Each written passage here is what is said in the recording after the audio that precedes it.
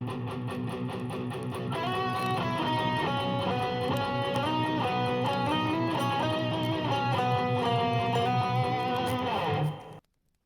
we've made it to the end of the second week of 25 days of Christmas comics. This is day 14, and I am your host, the Dude Without Fear. Today's story comes from Captain America, Volume 3, number 50. And as you can tell from the cover, there doesn't look to be anything Christmassy about this at all. And I had actually totally forgotten about this story, but this book contains about 5 or 6 different Captain American stories by various writers and artists. But the first story in this book is what they call a silent issue, or a silent story. And what that means is that there are no word bubbles, there are no words, there's no dialogue. It is just art, just panels, and it is written and drawn by Dan Jurgens. And our story is about a man named Lloyd Grunnell, and it opens up, and his head is in his hands at his desk. There's a copy of the Daily Bugle on his desk that the headline says Lenko announces year-end layoffs. And he's looking at a picture of his wife and children as he boxes up his belongings because he's one of those people that got laid off. So he's leaving and he's telling people goodbye, and there's a Christmas party going on of people that haven't been laid off, I would imagine. He looks longingly at the party but decides not to go.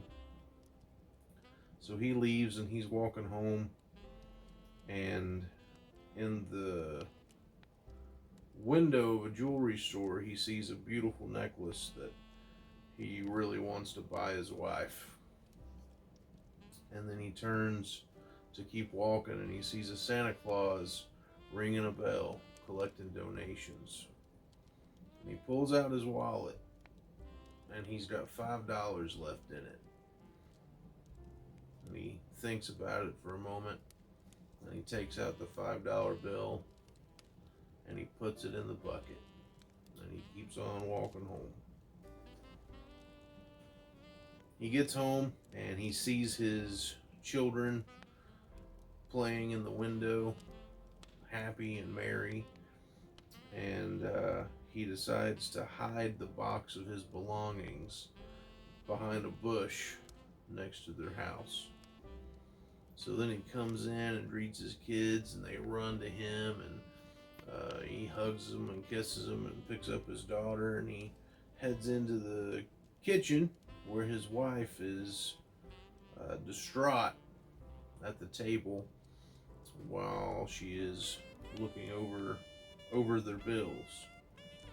And he tells the kids to go run and play while he talks to mom, and she starts to cry as she points to a tree that has no presents wrapped underneath it, and she's holding up an electric bill that is overdue. So Lloyd says, "Don't worry about it, honey." And he goes into their bedroom, and underneath his bed pulls out a shoebox where he keeps some emergency cash on hand. And instead of that emergency cash being in there, it is a note from his wife that says that she is sorry that she had to use his secret stash of cash, but it was the only way that she could buy him a birthday present, and that she will pay him back soon. She promises. So if he wasn't feeling hopeless yet, he definitely is now. So he goes out to a toy store. This is on Christmas Eve, by the way. Most of our stories are, right? And he goes into the toy store, and he's looking around to see what he could possibly buy for his kids that he can afford. And he sees that they're having a sale on radio controlled toys, and he's looking at a radio controlled plane for his son. And just then, through the wall comes bursting Captain America and the Absorbing Man, Crusher Krill.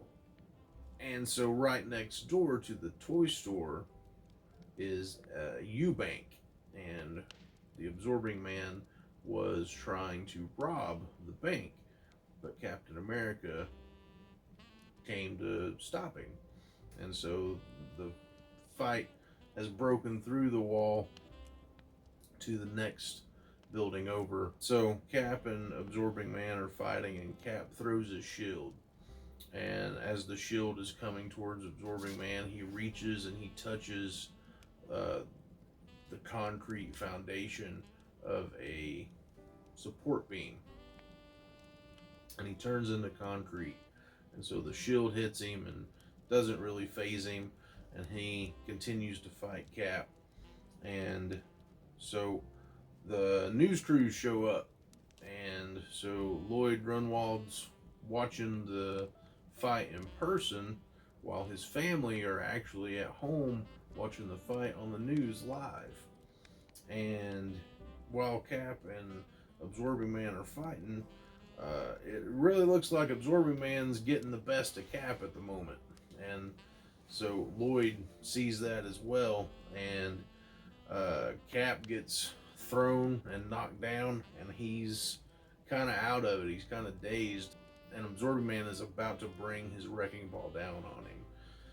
And Lloyd grabs the remote controlled plane that he's been looking at and flies it into Absorbing Man's face, which takes him by surprise, but gives Cap just the right amount of time that he needs to get up and start pushing back again against Absorbing Man. And so Absorbing Man then reaches to touch the still part of the column, and so he absorbs that and becomes still, and he's beating up Cap and knocks Cap through a wall. And when he does that, there's electrical cables that have snapped, and Cap grabs one and sticks it onto Absorbing Man, and it doesn't really do much.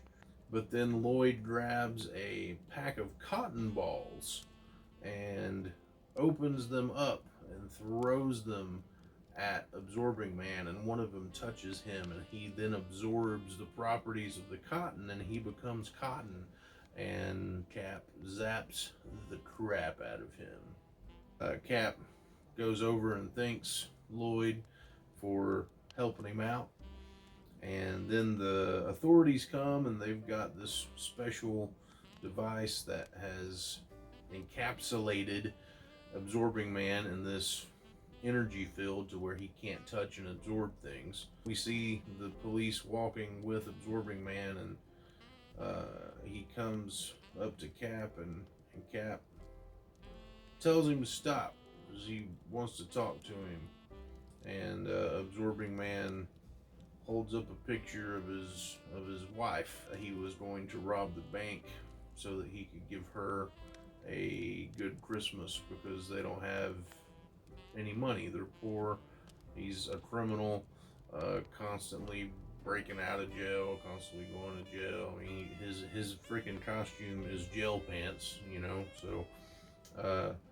So he was going to rob the bank to be able to buy his woman something nice for Christmas. But he goes off to jail, sad that he's unable to do that. And Lloyd's standing there next to Cap, and he hears the whole story. And he thinks to his kids and his wife, who don't have any presents under the tree either.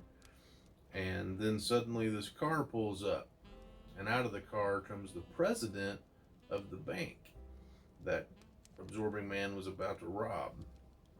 And he hands Lloyd Grunwald a check for $20,000 as a reward for helping to stop Absorbing Man. Cap and Lloyd go running off, and then our story takes us to Christmas morning at the Grunwald's house, and the kids are running in to the living room, and the wife sees what's happened. She sees this mountain of gifts that have stacked up halfway up the tree, and she's in shock. And Lloyd hands her a gift, and she opens it up, and it's the necklace that he was looking at in the window. And then our story ends with Cap outside of the window of Absorbing Man's home, where Cap has delivered a gift to her, and it is the same necklace that Lloyd bought his wife. So Lloyd used some of his reward money to buy Absorbing Man's wife the same necklace as well, to give her a nice Christmas also. And it comes with a note from Absorbing Man letting her know that he's ran into some trouble and he will see her as soon as he can. And the story is called Silent Night, Silent Morning. It is really a story about Lloyd Grunwald, who is a man that has a generous heart and just does what he can. He could have passed up the donation bucket, but instead he put in all the money he had in his wallet, which was just $5, but it's all he had on him. And he just lost his job. And Christmas is tomorrow, and they don't have any gifts for their kids.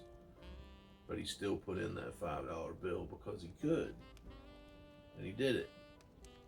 And when he's in the toy store shopping for his kids, who he went out with no money, I don't know how he was going to get toys for them. I don't know if they had some money in the bank. I don't know if he pawned something. I don't know what he went out doing. It's very possible that he could have pawned stuff. The story didn't take us there. But he went out to do what he could do to have some kind of Christmas for his kids. And in doing so, he encounters this fight between these two super strong dudes. And instead of just standing by and watching Cap possibly lose this fight, looked like he was about to lose, he did what he could to intervene and help and stop it. And because he did what he could instead of turning a blind eye, look what worked out for him in the end. And so I think that's the moral of this story, is do what you can do. Instead of doing nothing, do what you can and make a difference in not only your life, but other people's lives. That's all we have for tonight. Thank you for watching. I hope to see you back here tomorrow for more Christmas comics. Good night, and God bless.